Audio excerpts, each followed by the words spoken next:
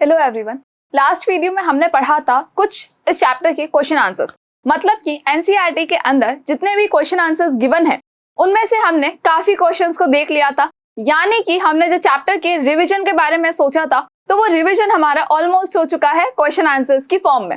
तो आज हम देखेंगे रिमेनिंग क्वेश्चंस को। So I Lavina Kumawat welcoming you all at Scoreshala. देखो रिमेनिंग क्वेश्चन में जो फर्स्ट क्वेश्चन है that is what is irrigation, describe two methods of irrigation which conserve water। देखो जो प्रीवियस वाले क्वेश्चन थे उसके अंदर हमने क्या क्या पढ़ लिया था। हमने प्रिपरेशन ऑफ सॉइल देख ली थी, हमने सोविंग देख लिया था और हमने मेन्योर्स भी देख लिए थे कि मेन्योर क्या होता है, फर्टिलाइजर क्या होता है। And we know very well कि जो बेसिक प्रैक्टिसेस होती है क्रॉप प्रोडक्शन की, जो बेसिक प्रैक्टिसेस होती है, उन बेसिक प्रैक्टिसेस में से सबसे पहला जो स्टेप है वो क्या था, प्रिपरेशन ऑफ सॉइल। देन हमने की थी सोइंग, उसके बाद हमने किया था मेन्योरिंग और उसके बाद हमको करना था इरिगेशन। तो बस अब हम आ चुके हैं हमारे इरिगेशन वाले टॉपिक पे। उसको भी हम अच्छे से रिवाइज करेंगे ताकि हमारे एग्जाम के अंदर हमें कोई भी प्रॉब्लम ना हो और एग्जाम के अंदर हमें सोचने की जरूरत ना पड़े कि एक्चुअली ये था क्या, कौन सा चैप्टर था, कौन सा क्वेश्चन है, कौन से पेज से आया है और उसके आसपास की पिक्चर कुछ याद तो आ रही है लेकिन लाइन याद नहीं आ रही है। तो ऐसा कुछ सोचने की जरूरत नहीं पड़ेगी, बिकॉज हम इसको इतना अच्छे से समझेंगे कि आपको ये बहुत ही अच्छे से माइंड में बिल्कुल फिट हो जाएगा कि हाँ ये वाला पॉइंट अगर आता है तो हमें यहाँ से उठा के उसको कॉपी के ऊपर लिख देना है। चलो the question is what is irrigation. तो फर्स्ट क्वेश्चन हमारा क्या है, इरिगेशन है। बाकी का बाद में हम देखते हैं, बट उससे पहले हमें क्या देखना है कि एक्चुअली इरिगेशन होता क्या है। तो बेसिकली हर एक लिविंग ऑर्गेनिज्म को पानी की रिक्वायरमेंट तो होती ही है and we know very well कि जैसे हमें पानी की रिक्वायरमेंट है वैसे ही प्लांट बॉडी को भी पानी की रिक्वायरमेंट होती है, बिकॉज प्लांट बॉडी का भी बहुत सारा पोर्शन ऐसा है जो कि पानी से बना हुआ है। अब उनको पानी मिलेगा कहाँ से? तो एक तो हो सकता है कि रेन वाटर मिल जाए, बारिश का पानी मिल सकता है, लेकिन जब तक बारिश नहीं होती है तब उनको पानी कैसे मिलेगा? तो तब हुआ किया जाता है इरिगेशन। इरिगेशन का मतलब है कि ह्यूमन बीइंग क्या करते हैं, पानी को लेते हैं और प्लांट बॉडी को देते हैं। जैसे कि हम अपने गार्डन में करते हैं, सुबह या फिर शाम में या फिर एक पर्टिकुलर फिक्स टाइम के अंदर हम जाके पानी देकर आते हैं अपने प्लांट को। अब ग्लास भर के नहीं देते हैं, ना ही हम मटका भर के देते हैं, हम सिर्फ पाइप लेते हैं, उससे उनकी जड़ों में पानी देते हैं। तो अगर क्रॉप में, गार्डन की बात अलग है, जब हम गार्डन में पौधों को पानी देते हैं तो उसे हम कहते हैं वाटरिंग ऑफ प्लांट्स। लेकिन जब हमारी क्रॉप जो लगी है, जो लार्ज स्केल पर हमारा क्रॉप का प्रोडक्शन हुआ है, उसको जब हम रेगुलरली पानी देते हैं तो उसे हम कहते हैं इरिगेशन। सो लार्ज स्केल पर जब क्रॉप को पानी देना, क्रॉप को पानी प्रोवाइड करना या वाटर देना बोल सकते हैं हम उसको, ठीक है। क्रॉप को हम वो जब वाटर देते हैं तो उसे हम क्या कहते हैं, इरिगेशन कहते हैं। यानी हमारी प्लांट बॉडी को क्या मिल जाएगा, पानी मिल जाएगा। कैसे मिलेगा? तो वो तो हम ही देने वाले हैं, फार्मर देने वाला है जिसका की फील्ड है, जिसकी क्रॉप है। Fine, now the thing is कि इरिगेशन की रिक्वायरमेंट क्यों होती है। ठीक है, ये तो हमको समझ में आ गया कि इरिगेशन ये है, पौधों को पानी दे रहे हैं तो वो इरिगेशन है, दैट इज ओके, कोई प्रॉब्लम नहीं है इसके अंदर। तो but the question arises is कि इसकी रिक्वायरमेंट क्यों है हमें। ठीक है, प्लांट बॉडी पानी से बनी हुई है, क्या सिर्फ इसलिए इरिगेशन की रिक्वायरमेंट है? तो बिल्कुल भी नहीं। इवन सीड जो आपने जमीन के अंदर बोया था, जिसको हमने जमीन में सो किया था, वो सीड जर्मिनेट भी कब होगा? जब हम पौधों को पानी देंगे। पौधों को मतलब जब हम उस सीड के ऊपर पानी देंगे तब जाके वो सीड जो है वो जर्मिनेट होगा। तो जर्मिनेशन ऑफ सीड के लिए भी, जर्मिनेशन ऑफ सीड के लिए भी किसकी रिक्वायरमेंट होती है? इरिगेशन की रिक्वायरमेंट होती है। जर्मिनेशन ऑफ सीड्स, उनके लिए भी किसकी रिक्वायरमेंट है? इरिगेशन की रिक्वायरमेंट है। बिकॉज सीड जर्मिनेट कब होगा? जब उसको मॉइस्चर मिलेगा, जब उसे सुटेबल एनवायरनमेंट मिलेगा, जब उसे सारी जितनी रिक्वायर्ड चीजें हैं वो सबकी सब मिल जाएगी, तभी वो जर्मिनेट होगा। उसके अलावा वो जर्मिनेट नहीं हो सकता। तो रिक्वायर्ड थिंग्स के अंदर एक थिंग मॉइस्चराइज भी है, यानी कि पानी भी है। अब पानी नहीं होगा तो सीड जर्मिनेट नहीं होगा। दैट इज वाई इरिगेशन की रिक्वायरमेंट तो जब बीज हम बोते हैं तभी से शुरू हो जाती है। अब जब छोटे छोटे पौधे आने लग गए हैं, सीड जर्मिनेट हो गया है, छोटे छोटे पौधे आने लग गए हैं, तब क्या होगा? उन पौधों को अब न्यूट्रिएंट्स की भी रिक्वायरमेंट है। और वो न्यूट्रिएंट्स कहाँ से आते हैं? तो वी नो वेरी वेल कि प्लांट बॉडी के अंदर जो रूट्स होती है, जो जमीन के नीचे की तरफ जो रूट्स होती है, वो क्या करती है, पानी को एब्जॉर्ब करती है, लेकिन उसी के साथ साथ में न्यूट्रिएंट्स का भी एब्जॉर्प्शन करती है। बट कैसे करती है? क्या सॉइल में से डायरेक्टली न्यूट्रिएंट्स को ले लेती है? तो बिल्कुल भी नहीं। जो पानी हम पौधों को देते हैं, जो इरिगेशन किया जाता है, उस पानी के अंदर सॉइल में घुले हुए जो न्यूट्रिएंट्स है, सॉइल में जो मिक्स्ड न्यूट्रिएंट्स है, वो उस वाटर के अंदर डिसॉल्व हो जाते हैं। और जब वाटर के अंदर सारे ही न्यूट्रिएंट्स डिसॉल्व हो जाएंगे, तो जब पानी को एब्जॉर्ब किया जाएगा रूट्स के थ्रू, तो साथ ही साथ न्यूट्रिएंट्स भी एब्जॉर्ब हो जाएंगे। तो न्यूट्रिएंट्स को सॉइल में से लेना डायरेक्टली नहीं लिया जा सकता, डिसॉल्व फॉर्म में ही ले सकता है प्लांट उसे। तो उसमें से लेने के लिए भी क्या चाहिए, हम उनको पानी की रिक्वायरमेंट है। फाइन। उसके अलावा जो प्लांट बॉडी के अंदर ट्रांसपोर्टेशन होता है, देखो ये तो हमें क्लियर हो गया, फर्स्ट हमारा ये है। सेकंड हमने क्या पढ़ा है? सेकंड हमने देखा था एब्जॉर्प्शन ऑफ न्यूट्रिएंट्स, इसके लिए भी रिक्वायरमेंट है एब्जॉर्प्शन ऑफ न्यूट्रिएंट्स। नाउ इसके अलावा किसके लिए रिक्वायर्ड होता है पानी पौधों को? तो ट्रांसपोर्टेशन के लिए रिक्वायर्ड होता है, ट्रांसपोर्टेशन के लिए रिक्वायर्ड है। अब ट्रांसपोर्टेशन कौन सा? ट्रांसपोर्टेशन कौन सा? तो ट्रांसपोर्टेशन का मतलब है कि पौधे जो है, कोई भी प्लांट है, कोई भी ट्री है, कोई छोटा सा पौधा ही क्यों नहीं है, उसके अंदर जो खाना बनता है वो कहाँ बनेगा? वो लीव्स के अंदर बनेगा, वो उसकी फूड फैक्ट्री में बनेगा। उस खाने को पूरी प्लांट बॉडी में देकर आना कौन करेगा ये? या फिर जो वाटर एब्जॉर्ब किया गया है, जो वाटर एब्जॉर्ब किया गया है उसको भी ऊपर की तरफ लेकर जाना है, तो ये क्या होगा? डायरेक्टली तो जा नहीं सकता, कोई ना कोई एक सिस्टम होगा। तो ये सारा किसके थ्रू होता है? वाटर के थ्रू ही होता है। इवन जो ट्रांसपिरेशन होता है पानी का, वो भी उनकी खुद की वजह से ही होता है। कैसे? तो जब पानी जब ट्रांसपिरेट हो रहा होता है, जब इवेपोरेट हो रहा होता है, तो वो क्या करेगा? अपने साथ वाले मॉलिक्यूल्स को भी खींच कर लेकर जाता है। दैट इज वाई पानी जो है ऊपर की तरफ चला जाता है। जैसे हमारी बॉडी में ट्रांसपोर्टेशन के लिए पानी की रिक्वायरमेंट होती है, वैसे ही प्लांट बॉडी को भी पानी की बहुत ज्यादा रिक्वायरमेंट होती है। चले, सो आई होप कि आपको क्लियर हो गया है कि हम इरिगेशन क्यों करते हैं। द नेक्स्ट थिंग इज कि describe 2 methods of irrigation which conserve water. देखो पहले के टाइम पे क्या था कि जैसे हम गार्डन में पानी देते हैं, वैसे ही फार्मर्स क्या किया करते थे, अपने पूरी क्रॉप को रोजाना पानी दिया करते थे, रोजाना उसका इरिगेशन किया करते थे। लेकिन उससे पानी भी ज्यादा वेस्ट होता था। अब हुआ क्या? अब हुआ ये कि थोड़े से टेक्नोलॉजी चेंज हो गई, और टेक्नोलॉजी के साथ साथ में कुछ डिफरेंट मेथड्स आ गए हैं इरिगेशन के। और इन मेथड्स के नाम क्या है? तो इन मेथड्स को हम कहते हैं, देखो यहाँ पर है आएगा स्प्रिंकल सिस्टम। यहाँ पर कौन सा मेथड आएगा? यहाँ पे आएगा स्प्रिंकल सिस्टम आएगा। यहाँ पर आएगा ड्रिप इरिगेशन। ये कौन सा है? ये है ड्रिप इरिगेशन। अब ये स्प्रिंकल मेथड क्या है? स्प्रिंकल का मतलब क्या होता है कि स्प्रिंकल करना मतलब ऐसे छिड़काव करना। अब छिड़काव पानी का कैसे हो सकता है? या तो हम ही करें कि पाइप ले और उससे छिड़काव करे, या फिर बकेट ले और उससे छिड़काव कर दे, या फिर मेथड क्या होगा? तो टेक्नोलॉजी ने एक काम किया कि आपकी मेहनत को साइड में रखते हैं, हम थोड़े से आपकी मेहनत को कम कर देते हैं ताकि आप कुछ और काम कर सके, और इस टाइप का सिस्टम लगा देते हैं। एक ऐसा सिस्टम जो कि क्या करेगा? फाउंटेन की फॉर्म में क्रॉप को पानी देगा। आपने गार्डन्स के अंदर कई बार देखा होगा, बड़े बड़े जो गार्डन्स होते हैं उनके अंदर पानी के लिए क्या होता है? एक पाइप लगा होता है, और वहां पर हर जगह पे एक नोब लगी होती है। जैसे ही उस नोब के अंदर जैसे हम पानी को चालू करते हैं, मतलब नल को जब हम स्टार्ट करते हैं, तो क्या होगा? उस नोब के अंदर से पानी निकलता है और वो एकदम फाउंटेन की फॉर्म में आता है। और उसके अलावा वो नोब घूमती भी रहती है कंटिन्यूअसली। तो होता क्या है उससे कि जितना एरिया वो कवर कर पा रहा है, उतने एरिया का वो क्या कर देगा? पानी उसको दे देगा। उस प्लांट को, उन क्रॉप को क्या कर देगा? वो पानी दे देगा। मतलब अगर यहाँ पर नोब है तो हो सकता है कि एक पर्टिकुलर एरिया डिसाइडेड है कि हाँ भाई इतने एरिया में वो आराम से कर सकता है, उसके अकॉर्डिंग हम क्या करेंगे? एक और नोब लगा देंगे साथ ही साथ। तो इसके अंदर क्या हुआ? जैसे ही आपने नल को स्टार्ट किया, वैसे इसके अंदर से पानी जो है वो फाउंटेन की फॉर्म में आया। दैट इज वाई पानी क्या हो रहा है? स्प्रिंकल हो रहा है। और स्प्रिंकल अगर होगा तो सारे ही जगह मिलेगा, सारे ही प्लांट्स की रूट को मिलेगा। ऐसा नहीं कि कुछ प्लांट्स रह जाएंगे, कुछ को कम कुछ को ज्यादा, नहीं, बिल्कुल नहीं। सबको इक्वल क्वांटिटी में वाटर मिलेगा, और साथ ही साथ वाटर कंजर्व भी होगा। कैसे? तो अगर हम सपोज बकेट से पानी देते हैं, तब तो हम क्या करेंगे? ज्यादा पानी एक ही जगह पर दे देंगे। कई बार पाइप से कर रहे हो तो भी क्या होता है? पानी का वेस्टेज होता है। लेकिन इसके अंदर पानी का वेस्टेज बहुत ज्यादा कम हो जाएगा, बहुत ज्यादा रिड्यूस हो जाएगा। अब आते हैं हम सेकेंड मेथड पे। सेकेंड मेथड क्या है? Drip irrigation. ड्रिप इरिगेशन का मतलब क्या हुआ कि ड्रॉप बाय ड्रॉप पानी आना चाहिए। ड्रिप इरिगेशन का मतलब है कि ड्रॉप बाय ड्रॉप पानी आना चाहिए। अब ये ड्रॉप बाय ड्रॉप पानी कैसे आएगा?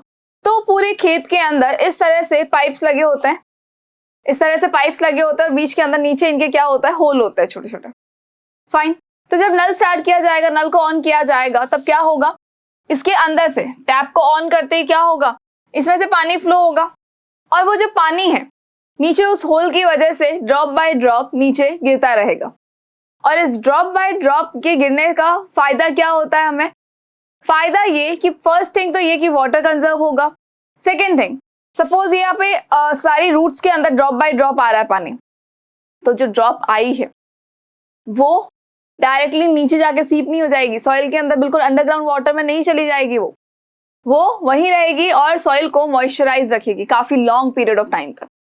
तो प्लांट बॉडी को भी इजीली पानी भी मिल जाएगा और साथ ही साथ न्यूट्रिएंट्स भी उनको मिल जाएंगे। फाइन। तो ये ड्रॉप बाय ड्रॉप वाला जो सिस्टम है, जो ये ड्रिप इरिगेशन है, ये बहुत ही ज्यादा पॉपुलर है और गार्डन्स में तो आपने ये सिस्टम तो बिल्कुल देखा होगा। बहुत ही ज्यादा अच्छे सिस्टम है दोनों ही, और दोनों ही क्या करते हैं? वाटर को कंजर्व करने में हेल्प करते हैं। मैनुअल मेथड से तो ज्यादा ही कंजर्व करेंगे ये दोनों। सो आई होप कि आपको क्लियर हो गया है कि इरिगेशन क्यों इंपॉर्टेंट है, एक्चुअली होता क्या है। नाउ अब देखो, आप इस तरह से इसका आंसर लिख सकते हो। फाइन, कि इरिगेशन क्या है। आफ्टर दैट जो हमें पूछा गया था कि स्प्रिंकलर सिस्टम क्या होता है आपका, उसके अलावा नेक्स्ट हम देखेंगे तो ड्रिप सिस्टम क्या है, ड्रिप इरिगेशन क्या है, जो कि हम एक्सप्लेन कर चुके हैं। आप इस तरह से पॉइंट्स के अंदर आंसर लिख सकते हो अपने एग्जाम के अंदर। फाइन, चलो आगे बढ़ते हैं, नेक्स्ट क्वेश्चन पे आते हैं। What is the next question? Next question is, if wheat is sown in the kharif season, अगर व्हीट को खरीफ सीजन में सो किया जाएगा, व्हाट वुड हैपन? डिस्कस। क्या होगा ये बताना है। अब देखो, हमारे पास जो क्रॉप थी या जो हमारे पास सीजन है, according to the crop there are, वैसे तो 3 टाइप्स है, लेकिन हमें सिर्फ 2 ही टाइप पढ़ना है जो कि हमारे एग्जाम के अंदर आने वाले हैं और जो हमारी बुक के अंदर गिवन भी है।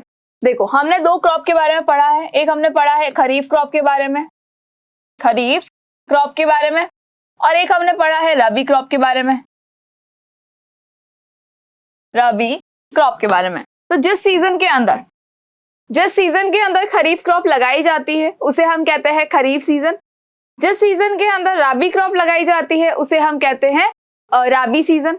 अब खरीफ क्रॉप का सीजन होता क्या है बेसिकली? तो खरीफ क्रॉप लगाई जाती है मॉनसून सीजन के अंदर। खरीफ क्रॉप कब लगाई जाएगी? मॉनसून सीजन में लगाई जाएगी, जिसे हम खरीफ सीजन भी कहेंगे।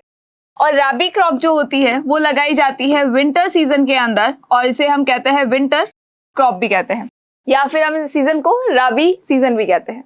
फाइन, तो ये तो हमें क्लियर हो गया कि भाई खरीफ क्रॉप को हम मॉनसून में लगाएंगे, रबी क्रॉप को हम विंटर में लगाएंगे। नाउ द क्वेश्चन इज कि ये जो व्हीट है ये क्या है, ये कौन सी क्रॉप है? क्या ये खरीफ क्रॉप है या फिर ये रबी क्रॉप है?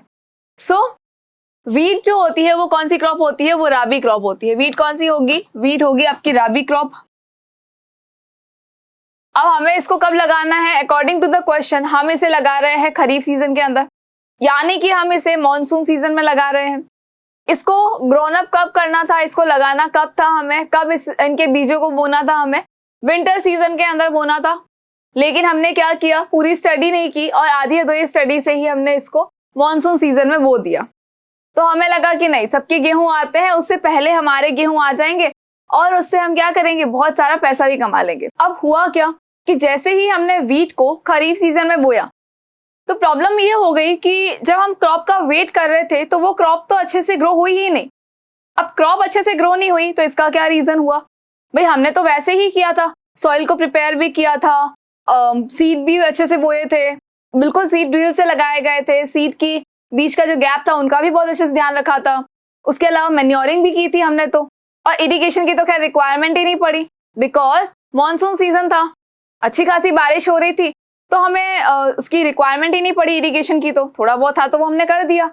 अब फिर क्या प्रॉब्लम हो गई कि हमारी जो क्रॉप है वो पूरी खराब हो गई। वो इसलिए कि जो व्हीट होता है वो कौन सी क्रॉप है? वो रबी क्रॉप है। रबी क्रॉप का मतलब कब लगानी होती है? विंटर सीजन में लगानी होती है। इसका मतलब है कि जो व्हीट है इसको विंटर सीजन की रिक्वायरमेंट है, इसको ठंडे मौसम की रिक्वायरमेंट है, लेकिन मॉनसून सीजन में मौसम इतना ठंडा नहीं होता है। सेकेंड थिंग कि वीट को इतने पानी की रिक्वायरमेंट नहीं है जितना पानी उसको मॉनसून सीजन में मिल चुका है। इतने पानी की रिक्वायरमेंट अगर नहीं थी, मॉनसून सीजन में वो ज्यादा पानी मिल चुका है, तो फिर क्या होगा? तो होगा ये कि जो वीट क्रॉप है वो सरवाइव नहीं कर पाएगी। एक्स्ट्रा पानी मिलेगा, देखो अति हर चीज की बुरी होती है, ज्यादा कोई भी चीज होगी तो वो बेकार ही होगी। तो वीट को जब ज्यादा पानी मिल गया तो सुनने में आया कि फसल पूरी खराब हो गई और पूरी गल गई। ये सुना है आपने, कई बार सुना होगा कि बारिश इतनी ज्यादा हो गई कि पूरी की पूरी फसल ही खराब हो गई, पूरी फसल जो है वो गल गई। गल गई मतलब होता नहीं, चीजें जो सर्दियों के टाइम पे अगर आपने देखा होगा, या पानी के अंदर अगर हम ज्यादा देर किसी चीज को रख देते हैं, सब्जी को रख देते हैं, तो क्या होता है? वो बिल्कुल गल जाती है, वो खराब हो जाती है। तो वैसे ही ये जो वीट की क्रॉप थी, जब मॉनसून सीजन में इसको लगाया गया तो ज्यादा पानी की वजह से ये खराब हो गई। और सेकेंड थिंग कि इसको वो वेदर नहीं मिला जो इसको रिक्वायर्ड था। और हमें ये बहुत अच्छे से पता है कि कोई भी क्रॉप कब अच्छे से ग्रो करती है, जब उसको रिक्वायर्ड वेदर मिल जाता है, सूटेबल कंडीशंस मिल जाती है। इवन सीड भी जर्मिनेट कब होता है? जब उसको सूटेबल एनवायरनमेंट मिलता है। अगर सूटेबल एनवायरनमेंट नहीं मिलेगा तो सीड अच्छे से जर्मिनेट नहीं होगा, क्रॉप अच्छे से नहीं लगेगी, प्लांट्स अच्छे से ग्रो नहीं करेंगे। और जब प्लांट्स अच्छे से ग्रो नहीं करेंगे तो ऑब्वियस ही बात है कि फार्मर की मेहनत तो खराब हो जाएगी। दैट इज वाई जब भी कोई क्रॉप लगाई जाती है तो उसके लिए पहले से ही प्लानिंग कर ली जाती है कि इसको किस किस चीज की रिक्वायरमेंट है, या फिर ये कौन सी क्रॉप है, या इसको हमें कौन से सीजन में लगाना चाहिए। और according to the season, according to the environment, crop को डिसाइड किया जाता है कि कौन सी क्रॉप को हमें ग्रो करवाना है, या हमारे खेत के अंदर कौन सी क्रॉप है जिसके सीड को हमें बोना है। फाइन, सो आई होप कि ये क्लियर हो गया है कि अगर हम वीट को खरीफ की सीजन में बो देते हैं तो पूरी हमारी फसल खराब हो जाएगी। जिस फार्मर ने इसको बोया है उसकी फसल पूरी खराब हो जाएगी। तो हमें वीट की जगह क्या लगा देना चाहिए? तो वीट की जगह हम लगा सकते हैं पैडी को। पैडी का मतलब जो राइस होते हैं हमारे, इनको हम लगा सकते हैं, because you know very well कि राइस को ज्यादा पानी की रिक्वायरमेंट होती है। सोयाबीन लगा सकते हैं, पिजन पी हो सकता है, कॉटन हो सकता है, पीज हो सकता है, ग्रीन ग्राम हो सकते हैं। बहुत अच्छी चीज है ये तो ये सारी चीजें हम खरीफ की सीजन में ग्रो करवा सकते हैं, तो इनके सीड से लगा सकते हैं। लेकिन अगर कोई फार्मर ये सोचे कि मैं वीट को उगाऊंगा तो वो पॉसिबल बिल्कुल भी नहीं है, बिकॉज ये राबी क्रॉप है। इवन अगर आपको ग्राउंड नट लगाना है तो आप वो ग्राउंड नट भी लगा सकते हो, लेकिन वीट नहीं लगा सकते क्योंकि वीट को ठंडे मौसम की रिक्वायरमेंट होती है। फाइन, देखो आंसर में भी यही लिखा है कि wheat is a rabi crop, hence it requires cold climate condition. As I told you कि उसको ठंडा मौसम चाहिए, कोल्ड क्लाइमेट चाहिए, कोल्ड वेदर चाहिए। दैट इज वाई वो ग्रो नहीं कर पा रहा था। If it is sown in the Kharif season, it will not grow or may get destroyed due to excessive rain in the Kharif season. Obviously, monsoon ज्यादा है, पानी ज्यादा होगा, तो उसके अंदर वो सरवाइव नहीं कर पाएगी। और जब वो सरवाइव नहीं कर पाएगी तो हमारी पूरी की पूरी फसल जो है वो खराब हो जाएगी। तो उससे बचने के लिए ही तो पहले से प्लानिंग की जाती है। सारी चीजों को देख के, सारे फैक्टर्स को देखकर उसके बाद सोचा जाता है कि कौन सी क्रॉप जो है वो उस फील्ड के अंदर लगाई जाने वाली है। Now come to the next question, that is explain how soil gets affected by the continuous plantation of crops in a field. किसी खेत के अंदर अगर कंटिन्यूअस प्लांटेशन हो रहा है, अगर किसी खेत के अंदर क्या हो रहा है, कंटिन्यूअस प्लांटेशन हो रहा है, तो सॉइल पर क्या इफेक्ट पड़ेगा?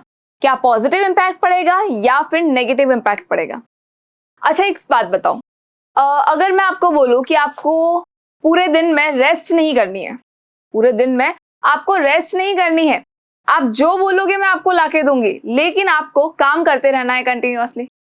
आपको पूरे दिन या तो पढ़ते रहना है, या खेलते रहना है, या कोई दूसरा काम करते रहना है, लेकिन आपको शांति से बैठना नहीं है। आप पिज्जा बोलोगे मैं पिज्जा खिला दूंगी, आप बर्गर बोलेंगे मैं बर्गर आपको खिला दूंगी, आप जूस बोलेंगे तो आपको जूस भी मिल जाएगा, अगर आपको हेल्दी डाइट लेनी है आपको हेल्दी डाइट भी मिलेगी, लेकिन आपको मैं सोने नहीं दूंगी। कैसा लगेगा? पॉसिबल है? बिल्कुल भी नहीं है। यानी कि हमें रेस्ट की रिक्वायरमेंट तो पड़ती ही है। अच्छा, उसके अलावा एक और काम करते हैं, मूवीज पे आते हैं। चलो मूवीज तो सबने देखी होगी, फाइन। एक बहुत आई थी, मुझे एक मूवी जो याद आ रही है, मुझे इसका शायद नाम नहीं याद आ रहा है, लेकिन एक मूवी है जिसके अंदर सलमान खान होता है और आई थिंक वो किसी को शिप में पकड़ के और ले आता है और उसके बाद उसको सोने नहीं देता है। उसको और कोई कुछ नहीं कहते, विलन होता है वैसे वो, उसको और कुछ नहीं करना होता है, सिर्फ उसको सोने नहीं देना होता है, बस उसको सोने नहीं देते हैं। तो धीरे धीरे क्या होता है कि उसकी बॉडी जो है वो बहुत मतलब वीक होने लगती है, और जब लास्ट में जब उसको छोड़ा जाता है तो मतलब वो इतना खुश होता है कि बस अब तो मैं सोऊंगा ही सोऊंगा। ठीक है, अब मुझे नहीं याद आ रहा, मे बी आपको नाम याद हो रहा हो तो well and good. I think जितना मुझे रिमेम्बर है शायद वो वांटेड मूवी है, may be, I am not sure. ठीक है, चलो अब एक जनरल चीज है कि भाई हाँ, किसी भी अगर पर्सन को अगर मैं बोलूँ कि नहीं आपको कंटिन्यूअस काम करते रहना है, न्यूट्रिएंट्स आपको मिल जाएंगे, सप्लीमेंट्स आपको मिल जाएंगे, लेकिन कंटिन्यूअस काम करना है, क्या ये पॉसिबल है? नहीं है, सोच भी नहीं सकते हम तो।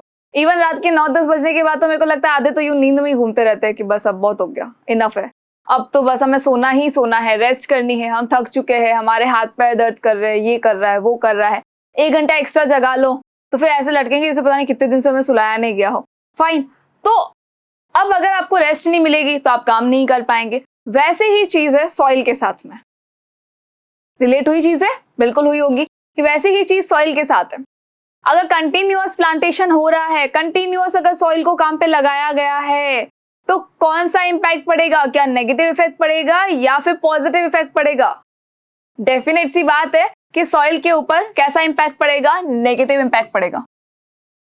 फाइन, तो आई होप कि इतनी चीज तो आपको क्लियर हो गई है कि भाई सॉइल के ऊपर नेगेटिव इंपैक्ट पड़ने वाला है अगर कंटिन्यूअस प्लांटेशन हुआ है तो। अब नेगेटिव इंपैक्ट कौन सा? अच्छा, एक काम करते हैं, फिर से हम फार्मर्स के पास चलते हैं, क्योंकि हमें तो इनके बारे में कुछ पता नहीं है, हम तो खेतों में काम नहीं करते हैं, तो हमें नहीं आइडिया है, फार्मर से जाके पूछते हैं। तो हम चलते हैं एक फार्मर के पास में, भाई ये रहा हमारा फार्मर, इसको हम पूछ लेते हैं कि भाई हुआ क्या।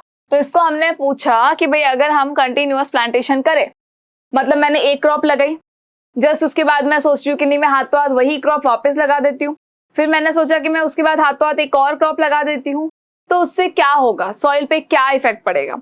तो होगा ये, भाई फार्मर ने बोला कि अच्छा ठीक है कोई बात नहीं लगा लो, लेकिन क्या होगा, आपने सपोज अपना ये फील्ड है, अच्छा खेत को हम थोड़ा सा ग्रीन कलर कर देते हैं, बिकॉज हमारे खेत जो होते हैं वो ग्रीन कलर के होते हैं, चलो हम ग्रीन प्लांट्स होते हैं उसके अंदर, दैट इज वाई उसको ग्रीन लेते हैं। चलो ये हमारा है फील्ड। अब इस फील्ड के अंदर सपोज हमने बोला गया कि आपको ऐसी कोई क्रॉप लगानी है जिसको नाइट्रोजन की रिक्वायरमेंट ज्यादा होती है, सपोज मैंने बोला वीट लगा देते, चलो वीट लगा दिया, तो फार्मर ने बोला ओके कोई प्रॉब्लम नहीं आप वीट लगा लो, लगाया, थोड़े टाइम बाद वो क्रॉप अच्छे से ग्रो हो गई, फिर क्या हुआ, फिर हमने नेक्स्ट टाइम फिर से वीट लगा दिया, लेकिन इस बार क्रॉप की प्रोडक्टिविटी थोड़ी सी कम हो गई थी। नेक्स्ट टाइम हमने फिर ऐसी ही कोई क्रॉप लगा ली जिसको उसी न्यूट्रिएंट की रिक्वायरमेंट थी जो कि वीट ले रहा था। फाइन, अब क्या हुआ, उसकी प्रोडक्टिविटी और कम हो गई, तो फार्मर ने बोला कोई बात नहीं एक और क्रॉप लगा के देखो, तो मैंने वही क्रॉप फिर से लगाई अपन ने, तो क्या हुआ, उसकी प्रोडक्टिविटी और धीरे धीरे कम हुई। तो ग्राफ जो था वो ऊपर जाने के बजाय कैसा आ गया, वो नीचे की तरफ आने लग गया। अब हम परेशान कि हम तो फार्मर से पूछने गए थे, तो फार्मर ने जैसे बोला वैसे वैसे हम क्रॉप लगाते गए, तो हमारी तो क्रॉप प्रोडक्टिविटी बिल्कुल ही गिर गई। तब फार्मर ने क्या समझाया, फार्मर ने हमें ये समझाया कि बच्चा अगर एक ही क्रॉप को कंटिन्यूअसली लगाओगे या इस टाइप की ही क्रॉप को कंटिन्यूअसली अगर प्लांटेशन करते रहोगे एक पर्टिकुलर सॉइल के ऊपर, तो सॉइल के अंदर के सारे न्यूट्रिएंट्स जो है वो खत्म हो जाएंगे, जो ऑर्गेनिक मैटर होगा वो धीरे धीरे खत्म हो जाएगा, और खत्म हो जाएगा मतलब कि वो प्लांट बॉडी को ज्यादा अच्छे से ग्रो नहीं करवा पाएगा। जब सॉइल के अंदर ह्यूमस है ही नहीं, सॉइल के अंदर ऑर्गेनिक मैटर कम हो चुका है, सॉइल के अंदर न्यूट्रिएंट्स कम हो चुके हैं, तो फिर सारे कहाँ से आएंगे, तो सॉइल जो है रिप्लेनिश नहीं हो पाएगी, सॉइल को रिप्लेनिश होने का टाइम नहीं मिलेगा, मतलब उसको रेस्ट नहीं मिलेगी। भले ही आप उसको न्यूट्रिएंट्स प्रोवाइड करने की कोशिश तो कर रहे हो, फर्टिलाइजर दे रहे हो, मैन्योर भी दे रहे हो, बट द प्रॉब्लम इज कि उसको रेस्ट नहीं मिली, और जब रेस्ट नहीं मिलेगी तो सॉइल जो है वो धीरे धीरे धीरे क्या हो जाएगी, बैरन होना शुरू हो जाएगी, उसकी फर्टिलिटी धीरे धीरे डिक्रीज होना शुरू हो जाएगी।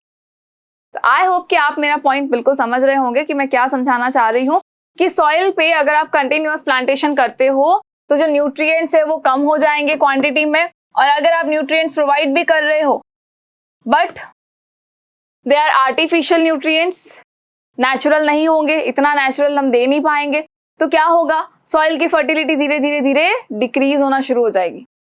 दैट इज वाई क्रॉप जो प्लांटेशन होता है वो एकदम से नहीं होता है, कंटिन्यूअस नहीं कर सकते, और सेकेंड थिंग अगर करते भी है तो भी थोड़ा सा गैप देने के बाद करना होता है, और उसके अलावा क्रॉपिंग पैटर्न्स को फॉलो करना होता है।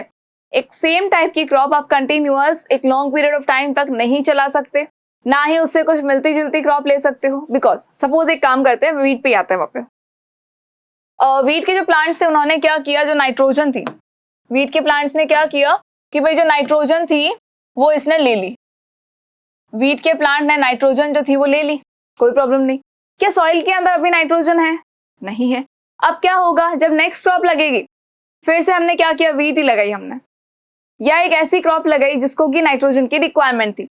अब क्या होगा भाई, नाइट्रोजीनियस कंपाउंड से वो तो इस वीट ने ले लिए, सॉइल के अंदर कम हो चुके हैं, तो जो क्रॉप अब नहीं हम लगाएंगे तो उसको तो कम मिलेंगे, उसको मिलेंगे ही नहीं। और जब उसको वो नाइट्रोजन नहीं मिलेगी या वो पर्टिकुलर न्यूट्रिएंट नहीं मिलेगा तो क्या होगा, वो अच्छे से ग्रो नहीं कर पाएगी। और जब वो अच्छे से ग्रो नहीं करेगी तो डेफिनेट सी बात है कि क्रॉप हमारे पास कहाँ से आएगी।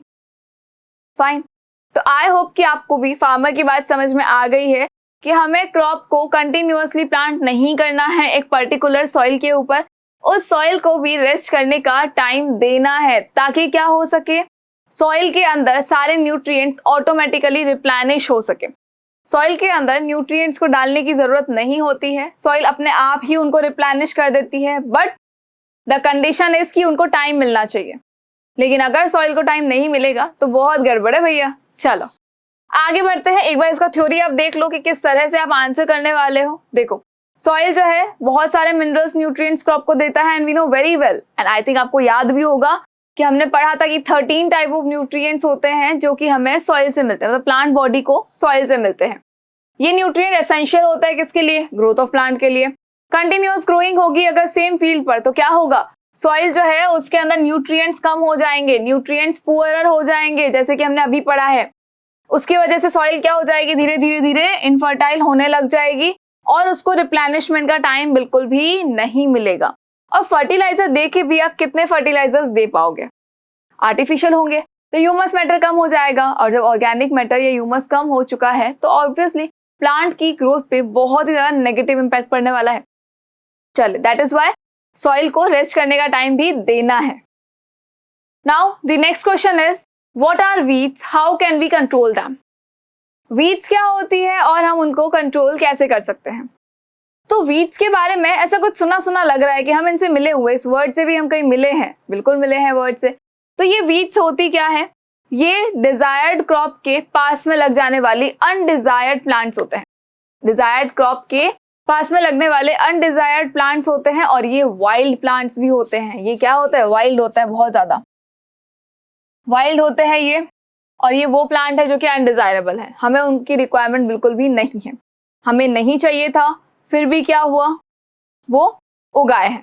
अब जब ये उग आए हैं तो क्या होगा, ये compete करेंगे, ये मतलब उन पे जो हमारी डिजायर्ड क्रॉप है, जो हमारी रिक्वायर्ड क्रॉप है, प्लांट्स जो हमने लगाए थे उनके साथ में compete करेंगे। compete किसके लिए करेंगे, फॉर सनलाइट। ये compete करेंगे for sunlight, for water, for space, for nutrients, इन सब के लिए compete करेंगे। और इन कंपटीशन के अंदर होगा क्या कि ये जीत जाएंगे और ये हमारी डिजायर्ड क्रॉप से ये सारी चीजें चुरा लेंगे। और जब डिजायर्ड क्रॉप के पास से ये सारी चीजें जा चुकी है तो क्या वो अच्छे से ग्रो करेगी, बिल्कुल भी नहीं कर पाएंगी।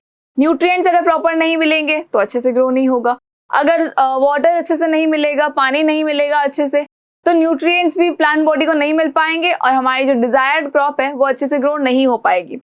तो ये वीड्स बेसिकली बहुत ही ज्यादा खतरनाक होते हैं, लेकिन हम इन वीड्स से छुटकारा पा सकते हैं। कैसे पा सकते हैं, कैसे इनको कंट्रोल किया जा सकता है। तो एक मैनुअल मेथड तो ये होता है कि उसको वहां से जड़ से उखाड़ो और फेंक दो, फिर जड़ से उखाड़ो फिर फेंक दो। पॉसिबल है, बिल्कुल है भाई, पहले के लोग यही करते थे, पहले के जो फार्मर्स थे वो यही काम करते थे। इवन आज भी काफी फार्मर्स जो है वो ऐसे ही काम करते हैं कि वीड्स को हाथों से उठाएंगे, निकालेंगे और फेंक देंगे। फाइन, लेकिन अगर ये मेहनत नहीं करनी है और थोड़ा सा टेक्नोलॉजी का यूज कर लेंगे तो क्या होगा, जैसे फर्टिलाइजर्स बनाए गए थे वैसे ही एक केमिकल और बनाया गया है जिससे कि आप वीड से छुटकारा पा सकते हो। कौन सा है, उसको हम क्या कहते हैं, वीडीसाइड्स कहते हैं। बहुत सारे वीडीसाइड्स जो है वो मार्केट के अंदर अवेलेबल है, जिनकी वजह से फार्मर्स क्या करते हैं, अपनी क्रॉप को वीड से बचाते हैं। यानी कि वीडीसाइड को पूरे फील्ड के अंदर स्प्रिंकल कर दिया जाता है और उसकी स्प्रिंकलिंग की वजह से वीड्स जो है वो उगना बंद हो जाती है। और जब वीड्स नहीं आएंगी तो हमारी जो डिजायर्ड क्रॉप है वो बिल्कुल सेफ है।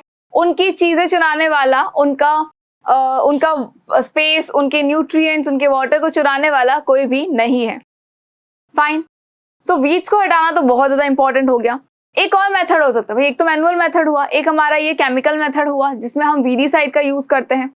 एक मेथड और होता है कि जब क्रॉप को हटा दिया जाता है, क्रॉप को जब निकाल लिया जाता है, उसके बाद क्या होता है, उसके बाद सॉइल को फिर से प्रिपेयर किया जाता है नई क्रॉप के लिए, नए क्रॉप प्रोडक्शन के लिए। तो सॉइल को प्रिपेयर करते टाइम पे जो प्लूइंग की जाती है, उस प्लूइंग से भी वीड से छुटकारा पाया जा सकता है। कैसे?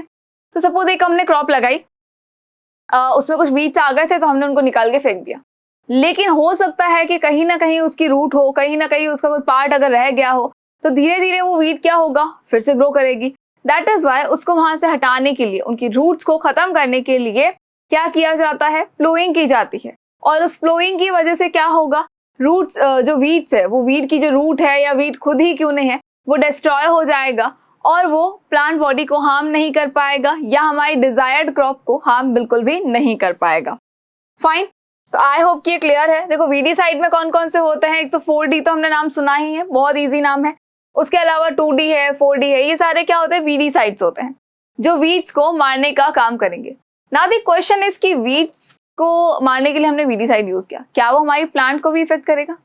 तो जी बिल्कुल नहीं, प्लांट को वो इतना इफेक्ट नहीं करते हैं, तभी तो हम वीडीसाइड्स का यूज कर लेते हैं, अदरवाइज हम कैसे कर पाते? चलो, the next question is arrange the following boxes in proper order to make a flow chart। In boxes को क्या करना है, फिर से प्रॉपर ऑर्डर में लिखना है और क्रॉप प्रोडक्शन के सारे स्टेप्स को बताना है। किसका कौन सा क्रॉप प्रोडक्शन है? शुगर कैन का है ये। अब सबसे पहले हम क्या करेंगे, तो वी नो वेरी वेल कि जो सबसे पहला स्टेप होता है हमारे क्रॉप प्रोडक्शन का, that is preparation of soil. ये कौन सा है? फर्स्ट है हमारा, ये कौन सा है? फर्स्ट है प्रिपरेशन ऑफ सॉइल। जब भी क्रॉप को उगाया जाएगा, सबसे पहले क्या किया जाएगा, सॉइल को प्रिपेयर की जाएगी। जब सॉइल प्रिपेयर हो चुकी है, प्लोइंग हो चुकी है उसकी, उसके बाद की जाएगी सोइंग, मतलब कि सीड्स को बोया जाएगा। अब बिना सीड को बोए तो आप पानी देंगे नहीं, ना ही आप मैन्योर या फर्टिलाइजर देंगे, तो सीड को बोया जाएगा जिससे कि क्या हो, क्रॉप जो हमें लगानी है वो धीरे धीरे धीरे उग के आ जाए। सोइंग के बाद हम क्या करेंगे, तो सोइंग के बाद हम करेंगे मैन्योरिंग। ओके, एक स्टेप छूट गया, कोई बात नहीं, ये अभी बोला तो था, लिख देते हैं। चलो, प्रिपरेशन ऑफ सॉइल के बाद हमने क्या कहा था, प्लोइंग करनी है, तो ये होगा second point. And third point क्या होगा हमारा, सोइंग। प्लोइंग के बाद में सोइंग। आफ्टर दैट भाई प्रिपरेशन हो गई हमारी सॉइल की, प्लोइंग हो चुकी है, अभी उसको प्लव कर दिया गया है, अब क्या करना है, सोइंग करनी है। आफ्टर सोइंग, जब सीड्स को हमने बो दिया है, तो सीड्स को बोने के बाद आपको क्या करना है, मैन्योरिंग करनी है। सीड्स को बोने के बाद क्या करेंगे हम, मैन्योरिंग करेंगे। मैन्योरिंग क्यों की जाती है, तो ये हमको बहुत अच्छे से पता है कि प्लांट बॉडी को भी न्यूट्रिएंट्स की रिक्वायरमेंट होती है, तो उन्हें एडिक्वेट क्वांटिटी में न्यूट्रिएंट्स मिल जाए, दैट इज वाई क्या किया जाता है, मैन्योरिंग की जाती है। फाइन। आफ्टर मैन्योरिंग, अब मैन्योरिंग के बाद क्या होगा भाई, हमने सॉइल प्रिपेयर करने के बाद बीज भी बो दिया, मैन्योरिंग भी कर दी, लेकिन जब तक पौधों को पानी नहीं मिलेगा टाइम टू टाइम, पौधे ग्रो नहीं करने वाले हैं। तो फोर्थ के बाद क्या होगा, फिफ्थ, दैट इज इरिगेशन। अगर इरिगेशन नहीं होगा तो जो हमने जो सीड बोया है ना, उसका कोई फर्क नहीं पड़ेगा। क्यों नहीं पड़ेगा, क्योंकि वो जर्मिनेट ही नहीं होगा, और जब वो जर्मिनेट ही नहीं होगा तो प्लांट कहाँ से मिलेगा हमें, और प्लांट्स नहीं मिलेंगे तो क्रॉप की प्रोडक्टिविटी तो हम भूल ही जाएं। चले, तो उसके बाद हमें क्या करना है, इरिगेशन करना है। इरिगेशन के बाद देखो हमारे पास दो स्टेप रहते हैं, sending crop to sugar factory and harvesting. अब क्रॉप को अगर शुगर फैक्ट्री में भेजना है तो क्या पूरा लैंड उठा के भेजेंगे? नहीं, ये तो बिल्कुल पॉसिबल नहीं है। तो जब क्रॉप पूरी अच्छे से ग्रोन अप हो जाएगी, रेडी हो जाएगी, पक के रेडी हो जाएगी, तब क्या करेंगे, उसके बाद हम करेंगे हार्वेस्टिंग। हार्वेस्टिंग का मतलब होता है कि जब पूरी क्रॉप लग जाती है तो उसको कट कर दिया जाता है, तो उस क्रॉप की कटिंग को हम क्या कहते हैं, हार्वेस्टिंग कहते हैं। कटिंग ऑफ क्रॉप को क्या कहेंगे, हार्वेस्टिंग कहेंगे। और जब हार्वेस्टिंग हो गई है, क्रॉप को अभी हम संभाल के रखे हुए हैं हमारे पास में, तब क्या होगा, उस टाइम पर होगा क्रॉप को शुगर फैक्ट्री में भेजना। Sending crop to sugar factory. तो ये हमारा लास्ट स्टेप होने वाला है। सो आई होप कि आपको क्लियर हो गए हैं सारे स्टेप्स, और वैसे ही हमने सारे स्टेप्स ऑलरेडी पढ़े हुए हैं, और बिना पढ़े भी हमें पता है कि भाई सबसे पहले तो हम सॉइल को प्रिपेयर ही करेंगे, देन हम प्लोइंग ही करेंगे, उसके बाद हम सोइंग ही करेंगे। जो मेन कंफ्यूजन होता है बच्चों को वो मैन्योरिंग और इरिगेशन के अंदर होता है। तो बेटा जब मम्मी खाना खाने के लिए बुलाती है तो क्या हम सिर्फ पानी पी के बैठ जाते हैं? बिल्कुल नहीं। तो हम क्या करते हैं, पहले खाना खाते हैं और उसके बाद पानी पीते हैं। तो यहाँ पहले क्या करना है, प्लांट बॉडी को खाना खिलाना है, मैन्योरिंग करनी है, उसकी मैन्योर देना है उसको, उसके बाद पानी पिलाना है, मतलब कि इरिगेशन करना है। और इरिगेशन जब हो जाएगा तो उसके बाद क्रॉप धीरे धीरे धीरे ग्रो हो जाएगी, और अच्छे से जब ग्रोन अप हो जाएगी, रेडी हो जाएगी, तब हम कर देंगे उसकी हार्वेस्टिंग, यानी उसको कट कर देंगे। आपको पता है कि हार्वेस्टिंग के टाइम पर लोग क्या करते हैं, फेस्टिवल मनाते हैं। बहुत सारे ऐसे फेस्टिवल है जो क्रॉप की हार्वेस्टिंग की वजह से मनाए जाते हैं। दैट इज ओणम हो गया, जैसे पोंगल है, होली है, ये सारे क्या होते हैं, ये सारे हार्वेस्ट फेस्टिवल्स ही कहलाते हैं, बिकॉज ये हार्वेस्टिंग की वजह से ही सेलिब्रेट किए जाते हैं। चलो आगे बढ़ते हैं। हार्वेस्टिंग के बाद क्या करना था, शुगर फैक्ट्री में भेज देना था। क्यों भेज देना है, तो जब हमने बोला गया है कि शुगर कैन का बनाना है चार्ट, तो शुगर कैन क्या होता है, शुगर कैन से शुगर ही तो बनता है, शुगर बनता है, जैगरी बनता है। तो बस इसे हम कहाँ भेज देंगे, शुगर फैक्ट्री के अंदर भेज देंगे, ताकि वहां पर हमारा काम हो जाएगा खत्म। चलो, और हमारे काम खत्म के साथ साथ में ये हमारा क्वेश्चन भी कंप्लीट होता है। सो हम आ जाते हैं हमारे नेक्स्ट क्वेश्चन पे, एंड मोस्ट प्रोबेबली ये आपका आई थिंक लास्ट क्वेश्चन होने वाला है, जो कि आपकी एनसीईआरटी के अंदर गिवन है। इसके बाद आपको कोई भी क्वेश्चन पढ़ने की जरूरत बिल्कुल भी नहीं पड़ने वाली है, एटलीस्ट इस चैप्टर के लिए। पढ़ना तो है ही, छोड़ना थोड़ी ना है। चले, question is complete the following word puzzle with the help of clues given below. ये पजल आपने बहुत बार देखी होगी, एटलीस्ट न्यूज़पेपर में तो हम इस चीज को रोज देखते हैं। रोज के रोज न्यूज़पेपर में इस टाइप की पजल जरूर आती है। तो ये जो पजल है इसको आपको सॉल्व करना है। अब देखो यहाँ किसका गिवन है, डाउन का गिवन है। डाउन का मतलब ये जो वर्ड्स हमें दिख रहे हैं, जो कॉलम हमें दिख रहे हैं, फर्स्ट, सेकेंड एंड थर्ड, हमें इनको फिल करना है, लेकिन हमारे पास है क्लू। अब ये HISGCW, इनसे तो हमें कुछ भी समझ नहीं आया कि हम क्या लेंगे। तो हम हमारे पास जो क्लू है उसको देख लेते हैं। द फर्स्ट वन, फर्स्ट मतलब ये वाला जो फर्स्ट है उसकी बात की जा रही है। First is providing water to the crops. Crop को पानी देना, क्रॉप को वाटर प्रोवाइड करवाना, पानी देना, क्या कहते हैं, सिंचाई, मतलब कि इरिगेशन, जो हम अभी पढ़ रहे थे, जो हमारे आज की वीडियो का जो फर्स्ट क्वेश्चन था, दैट वाज इरिगेशन। कि इरिगेशन होता क्या है, तो पौधों को पानी दे रहे हैं हमारी क्रॉप के अंदर, तो उसे हम क्या कहते हैं, इरिगेशन कहते हैं। तो यहां पर हम फिल कर दे कि ये क्या है, हमारा इरिगेशन है। चलिए, इरिगेशन नाउ। अब आ जाता है सेकंड पे। Second one is keeping crop grains for a long time under proper condition. Crop grains को क्या करना है, लॉन्ग पीरियड ऑफ टाइम तक अपने पास ही रखना है, ऑब्जर्वेशन में रखना है, स्टोर्ड में रखना है। इसका मतलब हम क्या कर रहे हैं, हम उसका कर रहे हैं स्टोरेज। क्या कर रहे हैं हम उसका करेंगे स्टोरेज। क्यों की जाती है स्टोरिंग, तो आपको तो पता ही है कि स्टोरेज क्यों किया जाता है। तो फार्मर जो है जब वो क्रॉप को लगा लेगा, पूरी उसकी क्रॉप मैच्योर हो जाएगी, काट भी लेगा, वो उसको हार्वेस्टिंग भी कर लेगा, लेकिन जब तक उसको बायर नहीं मिलेगा तब तक वो सेल किसे करेगा। ठीक है, कुछ पार्ट हो सकता है उसने सेल कर दिया, बट जो बाकी रह गया वो कहाँ जाएगा, तो वो गोडाउन्स के अंदर क्या कर दिया जाता है, स्टोर कर दिया जाता है, लेकिन एक एडिक्वेट और सूटेबल एनवायरनमेंट के अकॉर्डिंग स्टोर किया जाता है। ऐसा नहीं हो कि मर्जी उसे कर दी, वहां साफ सफाई नहीं की गोडाउन में एंड ऑल दैट, नहीं, हर चीज का ध्यान रख के बहुत ही सेफली उसको, यानी प्रॉपर कंडीशंस के साथ में उसे स्टोर किया जाता है। तो इसे हम क्या कहते हैं, स्टोरेज कहते हैं। इसको हम क्या कहते हैं, इसे हम स्टोरेज कहते हैं। Fine, that is storage. चल, अब और आगे आ जाओ नेक्स्ट पे। Certain plants of the same kind grown on a large scale. Certain plants on the same kind, एक कोई भी प्लांट है जो कि एक सेम काइंड का है, बिल्कुल सारे प्लांट्स कैसे हैं, सेम है।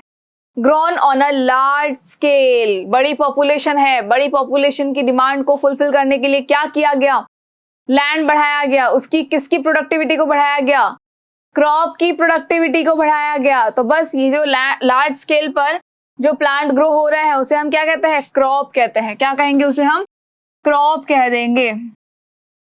और यहाँ देखो क्या लिखा था, 5 लिखा है और डाउन लिखा है, तो ये रहा 5 पॉइंट हमारा और ये डाउन के अंदर, इसीलिए हमने इसको लिखा है। डाउन में अक्रॉस में कंफ्यूज बिल्कुल नहीं होना, नंबर का अच्छे से ध्यान रखना कि कौन से नंबर का आंसर है ये।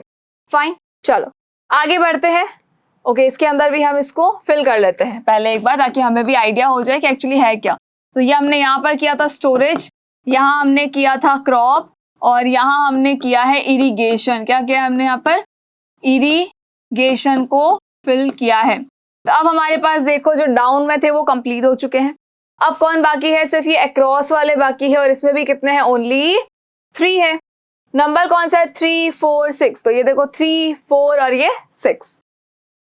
थर्ड वन जो है, अ machine used for cutting the nurtured crop, एक ऐसी मशीन जो नर्चर्ड क्रॉप को कटिंग करने में हेल्प करती है। नर्चर्ड का मतलब होता है जो ऑलरेडी नर्चर हो चुकी है, जो इतनी बड़ी हो चुकी है, पूरी ग्रोन अप हो चुकी है, और अब वो किसके लिए रेडी है, कटने के लिए, मतलब कि हार्वेस्टिंग के लिए रेडी है। कोई भी क्रॉप जब पूरी अच्छे से ग्रो हो जाती है तो वो किसके लिए रेडी हो जाती है, हार्वेस्टिंग के लिए। और हार्वेस्टिंग कैसे की जाती है, तो पहले तो सिकल से की जाती थी, और अब एक मशीन है जिससे की जाती है। उसी मशीन का हमें नाम बताना है कि क्रॉप को कट करने के लिए, हार्वेस्टिंग करने के लिए हम कौन सी मशीन का यूज करते हैं। तो मशीन क्या थी, हार्वेस्टर थी। हार्वेस्टिंग करने वाली मशीन को हम क्या कहते हैं, हार्वेस्टर कहते हैं, हार्वेस्टर कहते हैं, harvester. The next one is a rabi crop that is also one of the pulses. एक ऐसी राबी क्रॉप जो कि पल्सेस भी बन सकती है, जो कि पल्सेस में भी आती है। कौन सी राबी क्रॉप है, अगर नहीं समझ आए तो आप क्या करेंगे, देखो ये कौन सा है, 4th पॉइंट है, यहाँ देखो 4th पॉइंट जी आगे। ऑब्वियसली ये ग्राम है भाई, हमने पढ़ा है, ये भूल कैसे सकते हो आप। ये कौन सी है, ये है ग्राम, जो कि है तो राबी क्रॉप लेकिन ये पल्सेस में आती है। Fine, now come to the last point. देखो इसमें भी लास्ट ही बाकी है। Last point is a process of separating the grain from chef.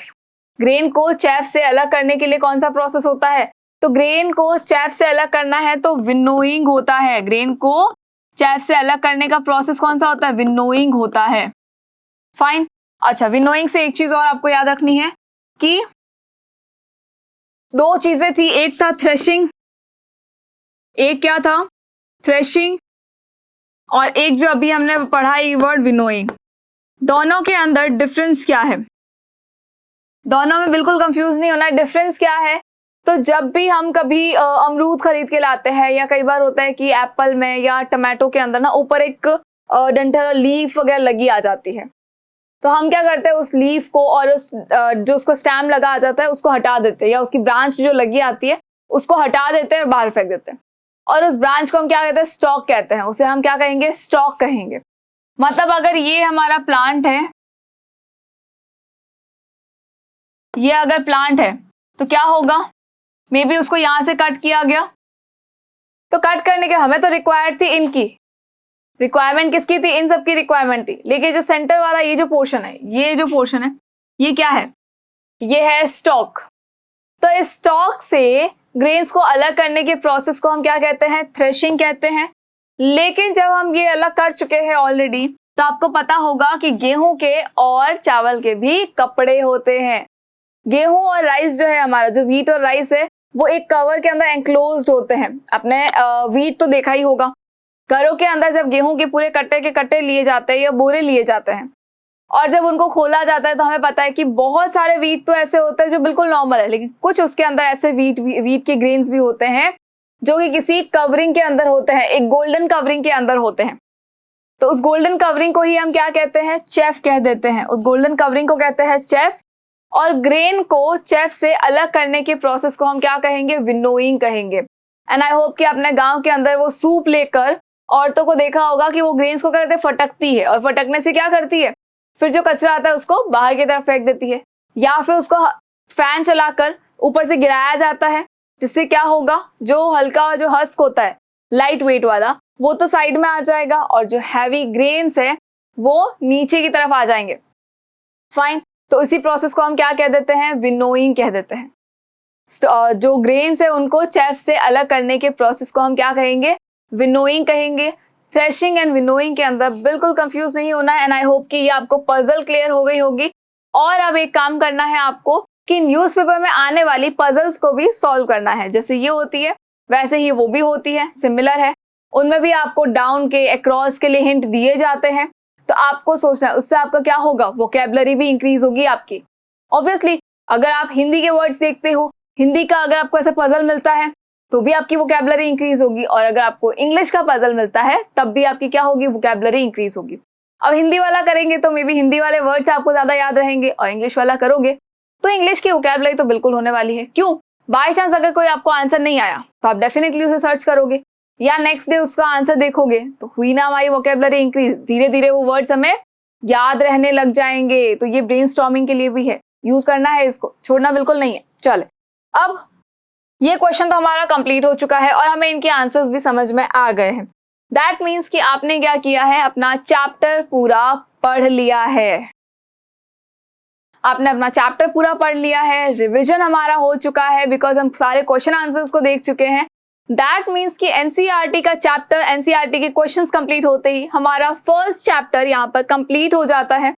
और अब हम मिलेंगे नेक्स्ट वीडियो में एक नए चैप्टर के साथ में। तो यानी आपको स्कोरशाला से जाना कहीं नहीं है। ये वीडियो देखा है, अच्छा है, पढ़ना है, इसको फिर से रिवाइज करना है और कल फिर से लौट के आना है एक नए चैप्टर के लिए। Thank you so much.